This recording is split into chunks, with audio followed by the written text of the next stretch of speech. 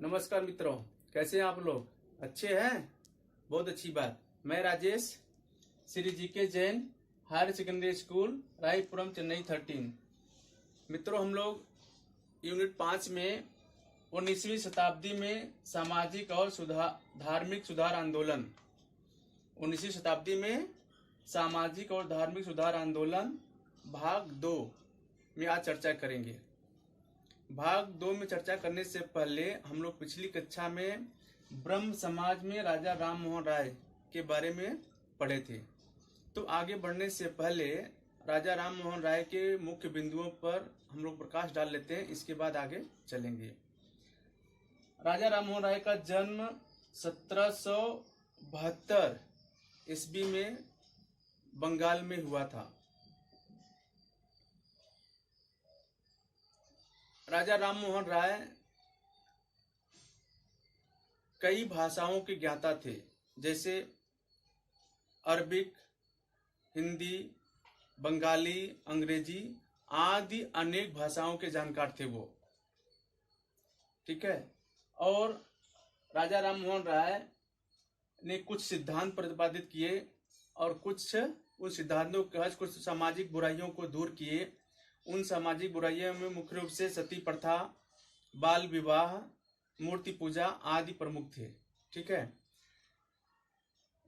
सती प्रथा का अंत राजा राम मोहन राय ने लॉर्ड विलियम बेंटिंक की सहायता से 1829 में एक कानून पास कराया। उस कानून के तहत कोई भी महिला सती नहीं हो सकती है। ठीक है। ऐसा कानून सती प्रथा के अंत उन्होंने 1829 में कानून पास कराया। अब हम लोग आगे पढ़ेंगे ब्रह्म समाज में राजा राम मोहन राय, हम लोगों ने पढ़ लिया है। आगे पढ़ेंगे ब्रह्म समाज में महर्षि देवेंद्रनाथ टैगोर, केशव चंद्र सेन और ईश्वर चंद्र विद्यासागर।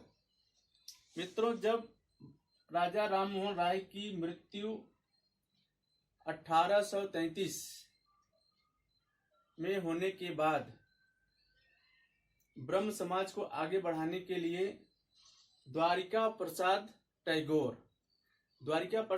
जो थे वो महर्षि ऋषि देवेंद्रनाथ टैगोर के पिता थे। ठीक है। द्वारिका प्रसाद टैगोर के पुत्र थे महर्षि देवेंद्रनाथ टैगोर, और देवेंद्रनाथ टैगोर के पुत्र थे रविंद्रनाथ टैगोर। तो राजा राम मोहन राय की मृत्यु के बाद 10 वर्षों तक द्वारिका प्रसाद टैगोर ने ब्रह्म समाज का प्रसार प्रसार किया। उसके बाद महर्षि देवेंद्रनाथ टैगोर ने 1842 में ब्रह्म समाज के प्रचार प्रसार का बीड़ा उठाया और ब्रह्म समाज के जो सिद्धांत थे उस सिद्धांतों में इन्होंने कुछ मूलचूल परिवर्तन किया और इन्होंने 4 अपने मुख्य सिद्धांत प्रतिपादित किए, जिसमें से पहला है इसके पहले कुछ भी नहीं था। दूसरा है ईश्वर ही महान है, ईश्वर ने ही इस ब्रह्मांड की रचना की है, ईश्वर के सिवाय दूसरा कोई नहीं है। तीसरा इन्होंने कहा कि ईश्वर की इच्छा के बिना कोई पत्ता नहीं हिलता है और उसकी इच्छा के बिना हम कोई दूसरा कार्य नहीं कर सकते। चौथा है हम ईश्वर को जैसा मानते हैं, जैसी उपासना करते हैं, ईश्वर हमारे साथ वैसा ही हमको आनंद देता है। ठीक है। तो महर्षि देवेंद्रनाथ टैगोर का जन्म 1817 में हुआ था और 1905 में इनकी मृत्यु हो गई थी। अब हम लोग आगे आते हैं कि जब ब्रह्म समाज के महर्षि देवेंद्रनाथ टैगोर ब्रह्म समाज से बाहर होते हैं तो उसके बाद केशव चंद्र सेन ब्रह्म समाज को आगे बढ़ाने में आगे आते हैं। और केशव चंद्र सेन जो थे वह एक उदारवादी नेता थे। केशव चंद्र सेन का जन्म 1838 में बंगाल में हुआ था। एक आश्चर्य की बात यह मित्रों कि राजा राम मोहन राय जो थे वह केवल बंगाल में ही ब्रह्म समाज का प्रचार प्रसार करने में आगे आए, लेकिन केशव चंद्र सेन जो थे वो भारत के लगभग सभी स्थानों पर ब्रह्म समाज का प्रसार प्रसार किए। लेकिन ब्रह्म समाज के जो सिद्धांत थे उन सिद्धांतों में केशव चंद्र सेन का मतभेद होने के कारण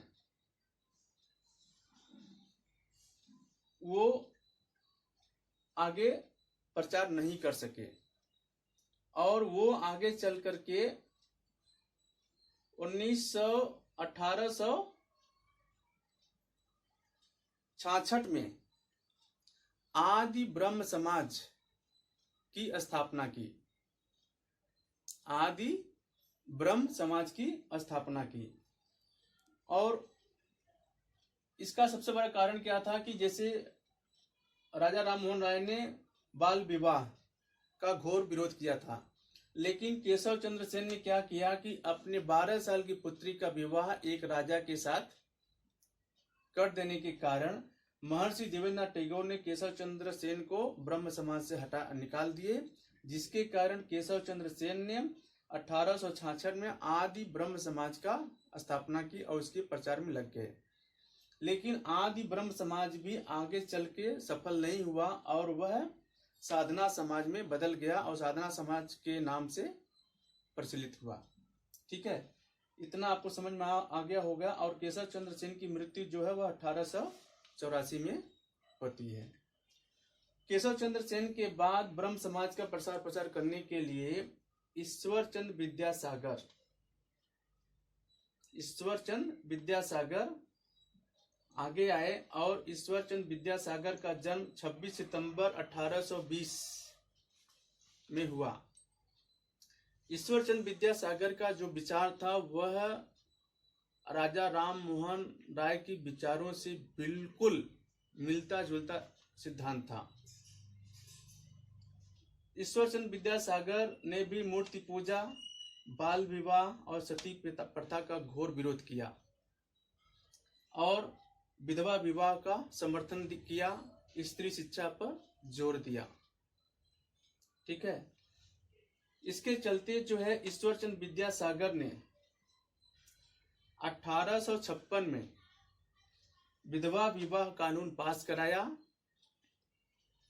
और जिसके कारण अधिक महिलाएं जो विधवा हो जाती थी कम उम्र में उनको दोबारा विवाह करने की अनुमति प्रदान की गई 1856 के कानून के तहत।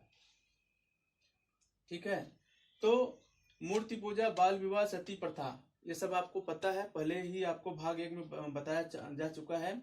तो आज के और मैं बता दूं आपको कि आपको छात्रों को जो है एग्जाम में पूछा जा सकता है कि ब्रह्म समाज की स्थापना किसने की और कब की। पहला क्वेश्चन आ सकता है। दूसरा क्वेश्चन हो सकता है कि ब्रह्म समाज के मुख्य सिद्धांत क्या हैं और ब्राह्मण समाज ने किन बुराइयों का विरोध किया। अगला क्वेश्चन बन सकता है कि सती प्रथा कानून कब पास हुआ और किसके माध्यम से पास हुआ। ऐसा क्वेश्चन आपको एग्जाम में पूछा जा सकता है। अगला क्वेश्चन है महर्षि देवेंद्रनाथ टैगोर के बारे में पूछ सकते हैं। महर्षि देवेंद्रनाथ टैगोर के 4 सिद्धांत क्या थे और महर्षि देवेंद्रनाथ टैगोर का जन्म कब और कहाँ हुआ था। अगला क्वेश्चन पूछ सकते हैं कि महर्षि देवेंद्रनाथ टैगोर थे वो ब्रह्म समाज में कब शामिल हुए। इस प्रकार के क्वेश्चन पूछ सकते हैं। इसके बाद आता है केशव चंद्र सेन। केशव चंद्र सेन का जन्म कब हुआ और कहाँ पे हुआ। आदि ब्रह्म समाज की स्थापना कब और किसने की। बहुत इंपॉर्टेंट क्वेश्चन है। आदि ब्रह्म समाज की स्थापना कब और किसने की, ये आपसे क्वेश्चन पूछा जा सकता है। और अगला क्वेश्चन जो आ सकता है कि ईश्वरचंद विद्यासागर के बारे में आप क्या जानते हैं और विधवा पुनर्विवाह कानून कब लागू हुआ। तो मुझे लगता है कि ये सब सारी चीजें आपको इस भाग 2 में समझ में आ गया हो गया। आगे हम लोग अगले क्लास में चर्चा करेंगे। तब तक के लिए धन्यवाद।